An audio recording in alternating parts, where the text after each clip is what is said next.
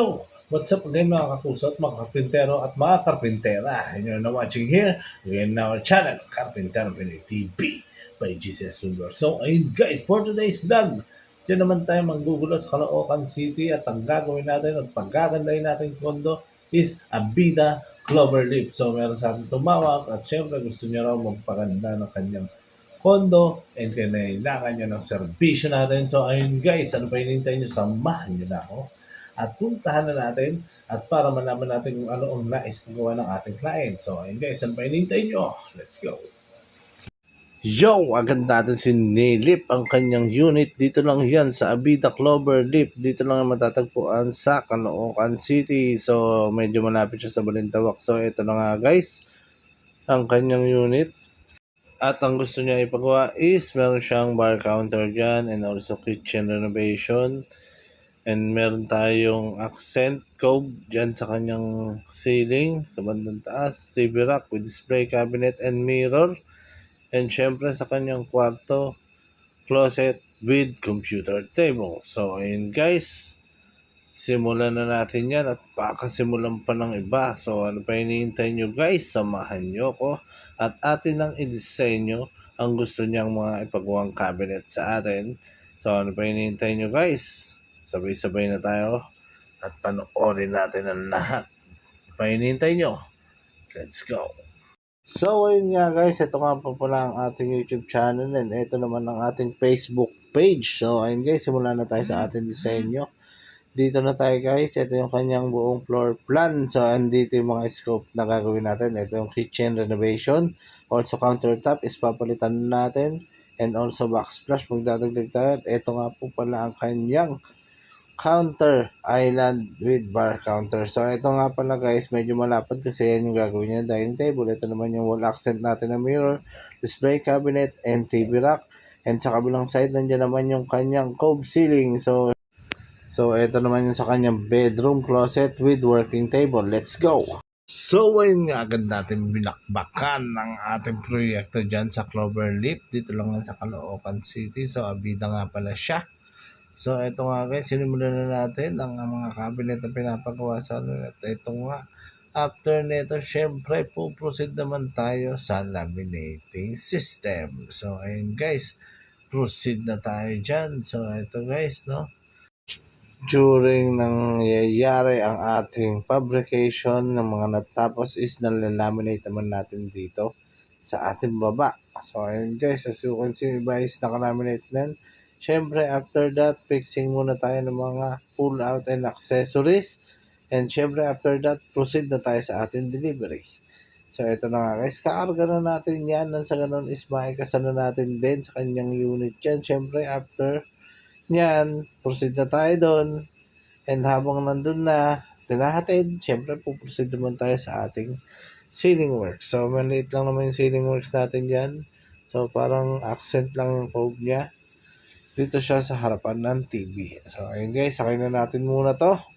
Sa ganun is larga na tayo at pagsimula na rin tayo sa kanyang unit. So, ayun guys, ano pa hinihintay nyo? Let's go.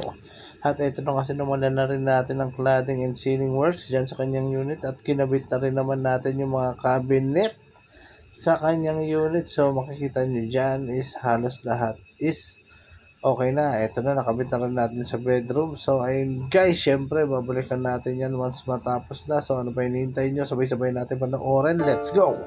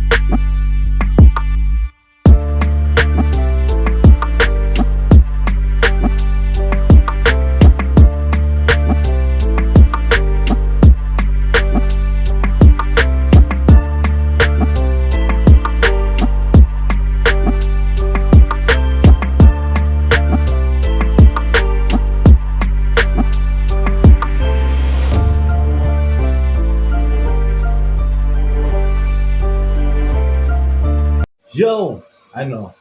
Nakita nyo na kung ano ang pinagbago at kung gaano kalayo ang itsura nung una sa ngayon. So ayun guys, kaya sa mga gusto magpagawa at meron mga question or meron mga katanungan, maaari kayong bumisita. Siyempre, dito lang yan sa aming FB page. Sa GCS Woodworks or else. Pwede rin kayong bumisita sa aming baka page. Dito lang yan sa GCS Woodworks and Fit Out Carpintero Pinoy TV baka page, or pwede rin naman kayong bumisita dito sa aming gawaan.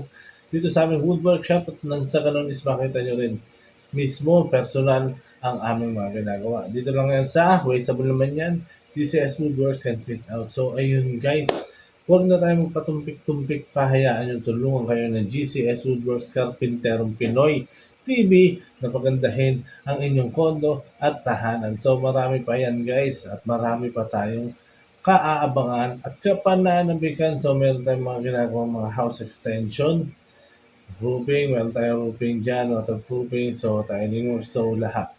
So lahat na is pinasok na natin. Wala naman tayong magiging problema dahil lahat yan is alam naman natin. So ayun guys, hanggang sa muli.